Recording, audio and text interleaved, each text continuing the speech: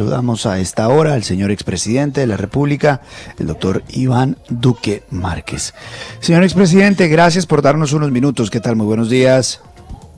Muy buenos días, Luis Carlos. Un saludo muy especial para usted, sus compañeros de la mesa de trabajo y toda la audiencia de la FM. Presidente, lo estamos llamando hoy porque a las 10 de la mañana usted va a ser el centro de un importante lanzamiento en Washington, y es la creación del Iván Duque Center for Prosperity and Freedom, el Centro de Prosperidad y Libertad en el Woodrow Wilson, en la capital de los Estados Unidos, que es uno de los centros de pensamiento más importantes en la Unión Americana. Presidente, esto es una cosa que no tiene parangón. Es supremamente importante que se esté lanzando un centro de pensamiento y con su nombre. Pues Luis Carlos, es algo que, digámoslo, lo recibo con honor, pero también con muchísima humildad y el deseo de convertir este espacio en uno de los foros quizás más importantes de discusión y de debate sobre cómo podemos generar en este hemisferio y particularmente en América Latina y el Caribe una dinámica de defensa de las libertades que a su vez generen prosperidad, actividad económica, empleo, y que sea un verdadero espacio donde ese debate de las ideas permita también que en la capital de los Estados Unidos, en el Congreso de los Estados Unidos, se le devuelva cada vez más protagonismo y más importancia al papel que debe jugar América Latina y el Caribe para los Estados Unidos, para nuestra propia región y para el mundo entero. Entonces, estoy pues muy honrado que es la primera vez que el Woodrow Wilson Center hace algo de esa magnitud con un ex jefe de Estado latinoamericano, para que ese sea un espacio que también sirva para que nuevos académicos, investigadores, personas que están haciendo análisis técnico tengan en este centro la posibilidad de hacer estudios imparciales, no políticos, pero que contribuyan a la agenda de desarrollo. Presidente, buenos días, lo saluda Juan Lozano, felicitaciones, muy importante. Le quiero preguntar, la línea central, la médula, el ADN de esa defensa de libertad y prosperidad, ¿es la defensa de la democracia en América Latina? Pues doctor Juan, primero muchas gracias por sus palabras y muchas gracias por su saludo. Yo creo que hay tres ejes que son muy importantes. El primero, y que hay que reconocerlo, la democracia en América Latina está debilitando. Yo creo que lo que se está viendo en el caso de Venezuela es dramático, donde a pesar de haber tenido los acuerdos de Barbados, de haberse buscado un espacio de participación democrática, claramente vemos que la dictadura se quiere aferrar al poder y cerrar cualquier espacio de participación. Lo de Nicaragua, por supuesto, es dramático. Nunca habíamos visto ya una situación donde se expulsan a organismos internacionales, se confiscan bienes públicos, encarcelan directores de universidades. Obviamente el caso de Cuba ni hablar, pero hay también países donde sutilmente, a través de manipulación del orden constitucional, se está empezando a generar una proyección de reelecciones indefinidas que, como lo hemos dicho tantas veces, es el paso de una democracia, a una dictocracia y después a una dictadura. Entonces, esa reflexión es una a la cual le vamos a destinar especial atención. Pero lo otro también, y es muy importante, son las defensas claras de la economía de mercado con sentido social. Economía de mercado que tiene que partir de la base de tener competencia, inversión, certidumbre, estabilidad, y por esa vía también generar transformaciones sociales, porque también se está viendo en indicadores internacionales que hay un debilitamiento de las libertades económicas en varios países de la región. Y vemos cómo hay países que están teniendo un extraordinario desempeño de crecimiento, de inversión, de estabilidad y de confianza, que son aquellos que están coincidiendo con mayores libertades y que a su vez están generando prosperidad. Y claro, una de las cosas que más queremos también desde el centro es que en la capital de los Estados Unidos, en el centro de la política internacional de los Estados Unidos, se vea el papel que América Latina y el Caribe tiene para jugar en la transición energética, en el comercio, en poder ser el lugar donde vuelvan empresas norteamericanas que estaban antes en Asia con mayor estabilidad y cercanía al mercado, y que puede ser también un mecanismo eficaz para prevenir una masiva migración hacia la frontera sur de los Estados Unidos. Entonces son esos ejes en los que estamos muy concentrados, sí, y le queremos dar un especial énfasis al tema también de sostenibilidad ambiental y transición energética. Presidente, cuéntenos un poco sobre este centro de pensamiento en el Woodrow Wilson. ¿Van a llevar académicos para que se sienten a investigar estos temas importantes? ¿Los van a compartir haciendo documentos y haciendo explicaciones sobre estos temas? Sí, Luis Carlos, yo creo que es importante también para que la audiencia conozca, el Woodrow Wilson Center es un centro de pensamiento quizás el más importante de los Estados Unidos. Nació con recursos del Congreso de los Estados Unidos como una especie de memorial para mantener viva la vigencia y el pensamiento del expresidente Woodrow Wilson. Hoy es un centro que tiene más de 400 investigadores PhD en distintas áreas. Y es un centro que se destaca primero por ser no partidista. No es ni republicano ni es demócrata, es independiente. Pero todo lo que produce el centro es consumido para los análisis de distintas organizaciones, instituciones gubernamentales y el Congreso de los Estados Unidos. Y lo que queremos con este centro es que este centro también se convierta en una de las fuentes de información, de análisis y también de proposiciones de política pública que puedan incidir en fortalecer la relación de Estados Unidos con toda nuestra región de América Latina y el Caribe, buscando oportunidades de negocio, oportunidades económicas, pero también algo muy importante que a veces se pierde, mostrar la relevancia que tiene América Latina para resolver muchos de los temas de acción climática, de transición energética, y también de alianzas estratégicas sociales y comerciales. William. Gracias, Luis Carlos, expresidente. Buenos días. Mirando en la perspectiva de lo que está ocurriendo no solo en América Latina, sino puntualmente en el país, en Colombia, hay indicios, hay elementos que puedan mostrar que está en riesgo la democracia, que se está jugando con las instituciones, o es parte del ejercicio natural de un gobierno que pues por primera vez es un gobierno de izquierda y tiene otra manera de ver a la sociedad y de ver al país. ¿Hay elementos que preocupen a ese respecto de que está en riesgo la democracia, expresidente? Pues déjeme, yo le doy mi opinión personal sobre lo que yo veo. Yo estoy preocupado esencialmente por tres temas, William, y es el debilitamiento de ciertas libertades económicas en Colombia. Yo creo que la persecución que se ha visto abiertamente contra el sector de hidrocarburos, por decir algo, que es un sector frente al cual puede haber opiniones, pero que genera más del 50% de las exportaciones y más del 30% de la inversión extranjera directa. Yo creo que la actitud que se ha tomado contra este sector es absolutamente pavorosa, ha generado tanta incertidumbre que hemos visto cómo muchas de las empresas están saliendo del país. Segundo, creo que lo que está pasando con el tema de concesiones viales también es muy peligroso, porque se están tomando decisiones que atentan contra la estabilidad contractual de contratos de largo plazo que a su vez tienen que darle al país mejor infraestructura, y alterar las condiciones económicas afecta las libertades y la estabilidad y la certidumbre. Lo que está pasando con el sector eléctrico igual. Se quieren tomar medidas arbitrarias en materia regulatoria bajo las cuales las empresas quieren empezar o tienen que empezar a operar por debajo de sus costos operacionales, prácticamente conduciéndolas a la quiebra.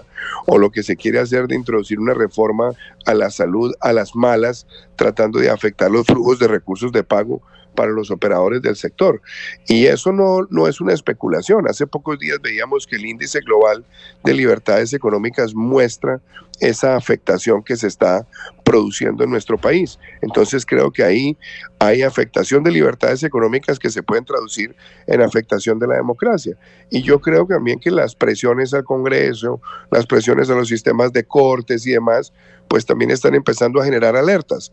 Por supuesto, Colombia es una democracia que tiene instituciones, que tiene división del poder, pero no podemos dar por hecho que nuestra democracia no está teniendo amenazas o que las libertades económicas no están teniendo amenazas, porque el hecho de haber pasado de crecer al 7%, al 10%, al 0.6%, con la más cruda caída de la inversión en décadas, pues muestra que sí hay una afectación de libertades económicas que a su vez incide en la estabilidad democrática del país. Expresidente, quiero preguntarle por eso, para usted hay una conexión evidente entre todas estas contradicciones políticas, entre la inestabilidad política, lo que algunos leen como riesgos para la independencia de poderes y el bajísimo crecimiento de Colombia el año pasado? Pues yo creo que ahí hay que preguntar, ¿Santiago? Sí, expresidente. Yo creo que, Santiago, ahí el tema de fondo es que sí hay en este momento en Colombia incertidumbre, y negarlo sería tapar el sol con las manos. Hay incertidumbre para hacer inversiones de largo plazo. ¿Por qué hay incertidumbre? Porque no se sabe si se va a aprobar una reforma laboral que no está ajustada a las dinámicas del empleo del siglo XXI y que pareciera tratar de reivindicar son aspiraciones de la élite sindical y aspiraciones históricas que ya pueden estar demodadas, que ya ni siquiera se relacionan con el empleo en este siglo, pero que pueden encarecer profundamente el costo de generar empleo o de tener despidos o de tener un mercado vibrante y dinámico. Hay incertidumbre porque no se sabe qué va a ocurrir con la reforma a la salud, donde se quiere volver a un régimen estatizado o a un régimen donde hay absoluto control del gobierno y que nos puede devolver a las épocas oscuras del Instituto de Seguro Social. Y también hay muchísima incertidumbre sobre una reforma pensional que puede llevar a generar una especie de corralito subrepticio donde se quiere llevar la mayor cantidad de contribuyentes al sistema pensional a que están en colpensiones, y por otro lado a que se pueda afectar el flujo de recursos. Eso no solamente afecta el sistema pensional en sí, sino afecta a los mercados de capital, y ese es otro gran factor de incertidumbre. Entonces, usted lo ve, ¿qué empresas están haciendo grandes inversiones de mediano y largo plazo? Usted ve que prácticamente hay una recesión industrial, la industria decreció. Usted ve que inclusive en sectores como el turismo, donde hay algunas cifras buenas, porque han llegado visitantes no residentes, también se ve una afectación en la dinámica de generar valor.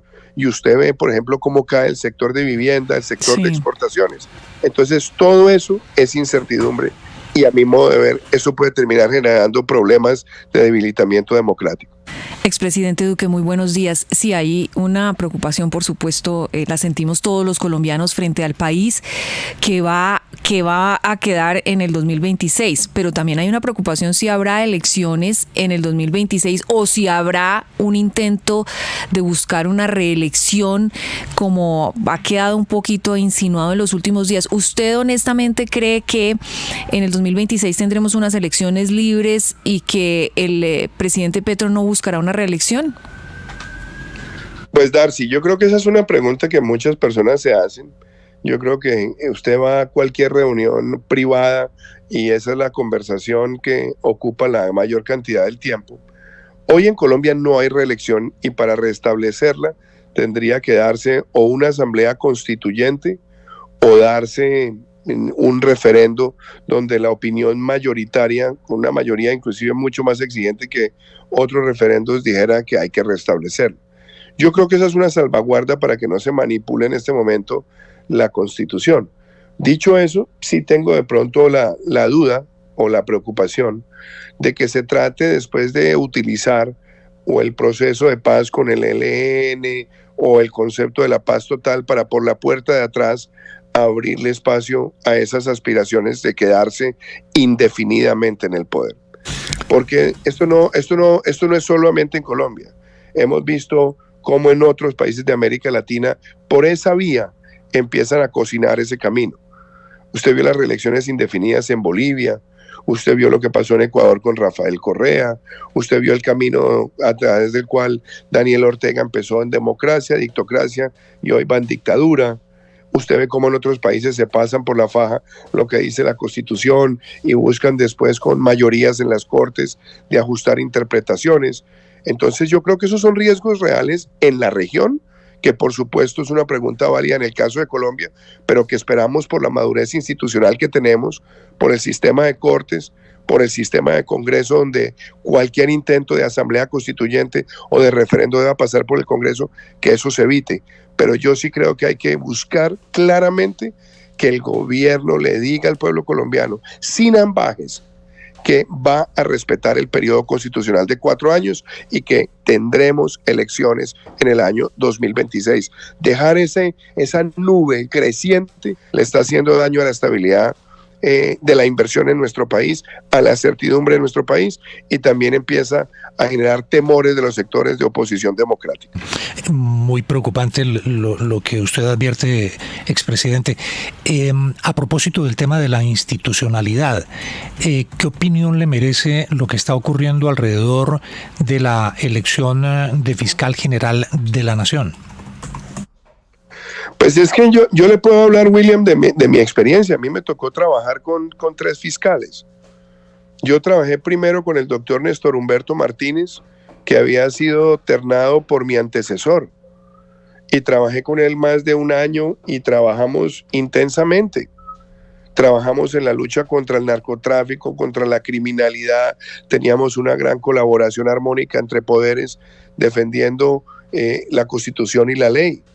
Después usted recordará que tras la renuncia de él estuvo el doctor Fabio Espitia, con quien estuve casi 8 meses.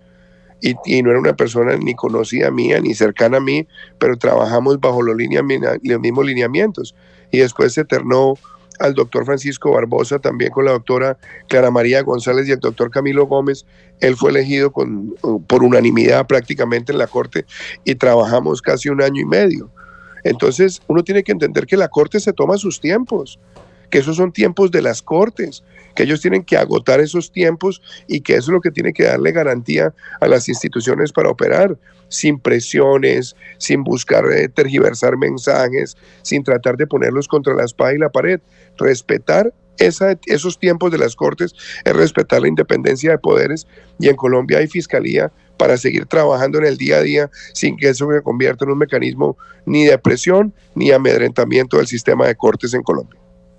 Presidente, en Colombia hay una preocupación creciente por lo que puede estar ocurriendo con la fuerza pública. En muchas regiones del país los ciudadanos se sienten desprotegidos y dicen, hombre, la fuerza pública está replegada, la fuerza pública la tienen maniatada, no los dejan salir a cumplir su misión constitucional, y eso se oye en muchas regiones del país. ¿Qué percepción tiene usted sobre lo que está ocurriendo con nuestra fuerza pública, con las fuerzas militares en el país?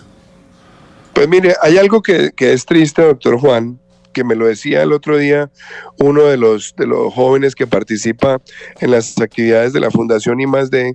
Me decía, vea, presidente, es que al ejército lo tienen jugando a la lleva, ese juego popular de los niños. Y le dije, ¿por qué? Me dijo, porque llegan a todas partes y en todas partes hay seguro. Llegan a un lado y entonces aquí hay cese al fuego. Llegan a otro lado y van a perseguir a un grupo criminal. No, que ese grupo criminal está cobijado dentro de una mesa de diálogo y también hay cese al fuego. Donde quiera llegar el Estado a defender la vida, honra, bienes, derechos y libertades de los ciudadanos, se está encontrando con limitaciones que se están dando en el marco de unos procesos que son totalmente asimétricos, que son totalmente peculiares, donde se limita la acción del Estado, no hay puntos de la geografía que son impenetrables, y yo creo que eso está desorientando gravemente.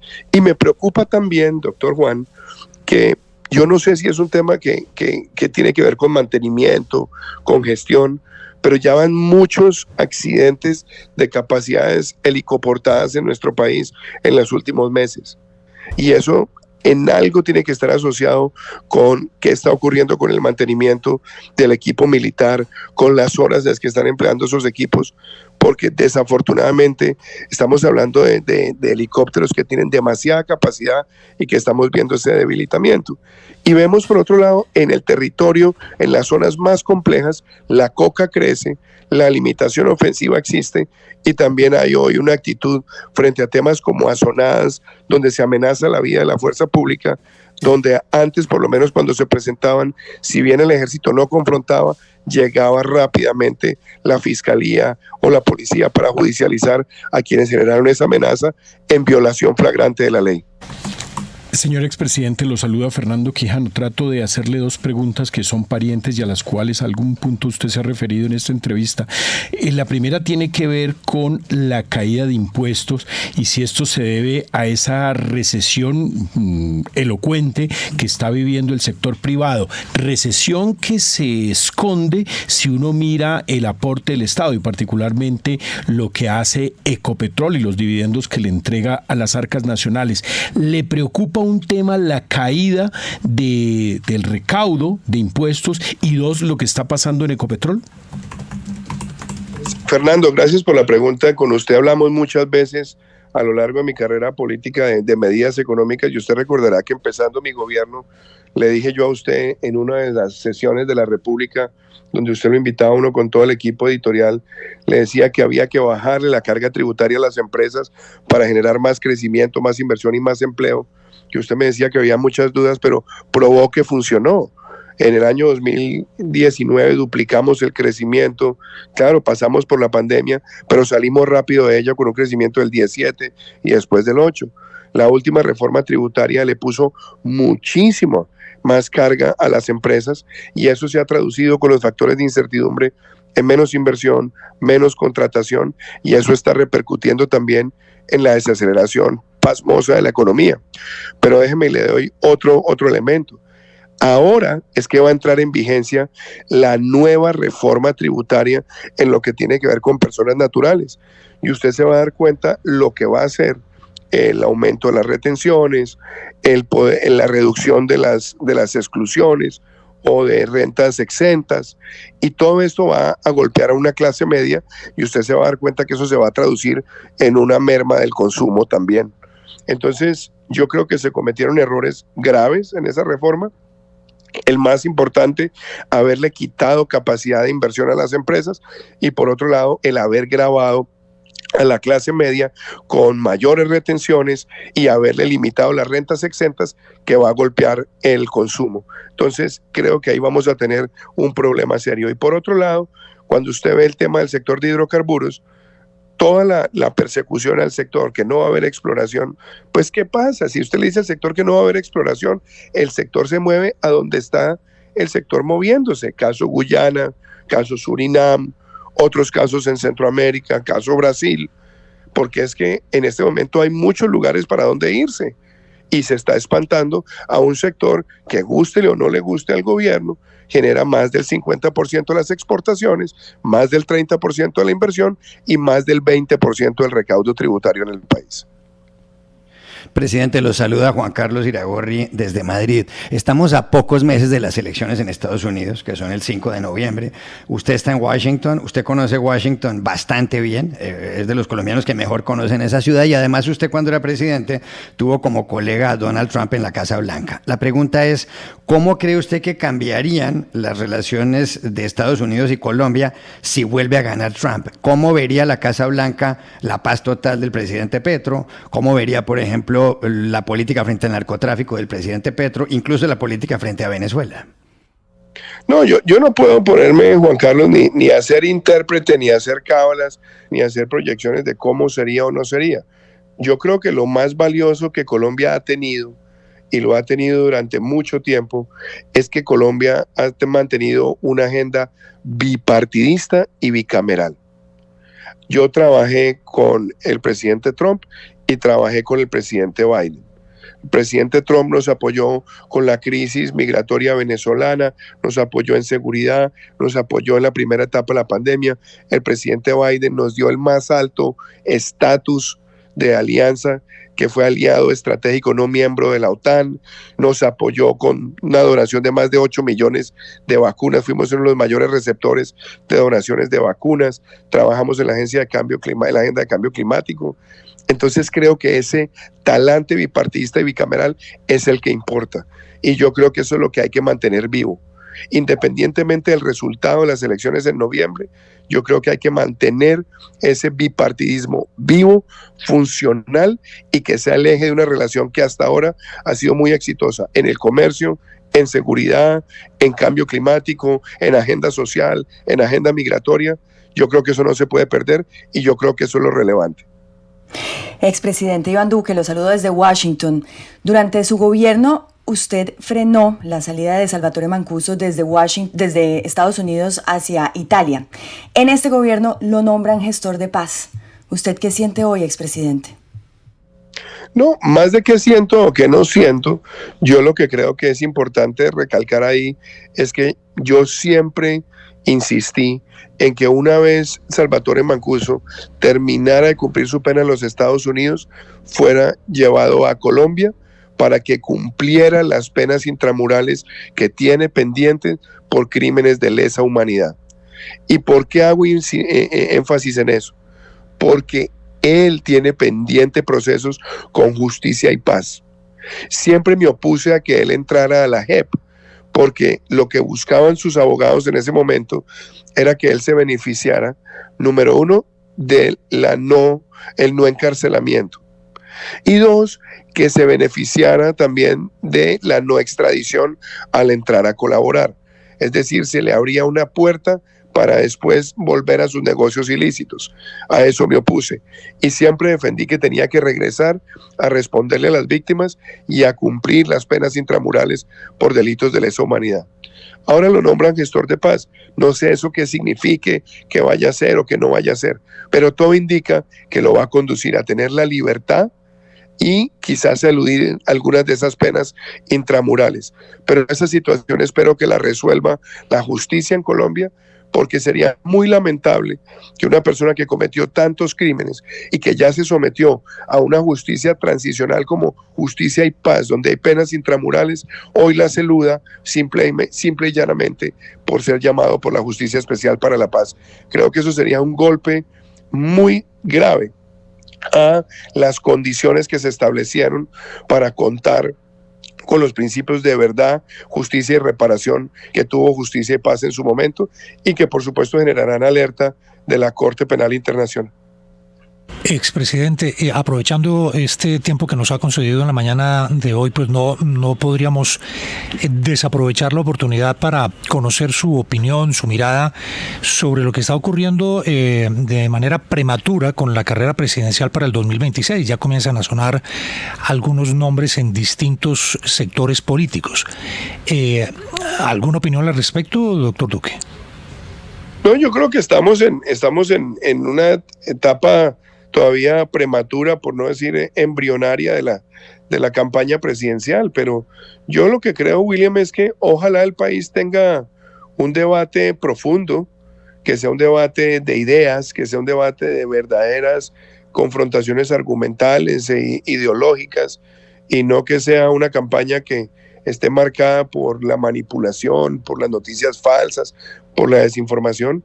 Y yo soy siempre partidario de que las campañas empiecen más temprano. Usted recordará que yo empecé mi camino en los talleres Construyendo País en el año 2016 y continuamos en el año 2017. Fueron casi 3 años haciendo campaña intensa. Entonces, ojalá haya más colombianos que estén dispuestos ya a salir y decir abiertamente que son candidatos y que empiecen a recorrer el país y que empiecen a llevar verdaderas propuestas ideológicas claras que permitan recuperar la confianza, recuperar el orden, recuperar también la motivación de los empresarios y que tengan además la posibilidad de hablar de fraternidad entre los empresarios y los trabajadores, que le lleven a las regiones verdaderas soluciones y no sencillamente discursos elucubrados y elevados.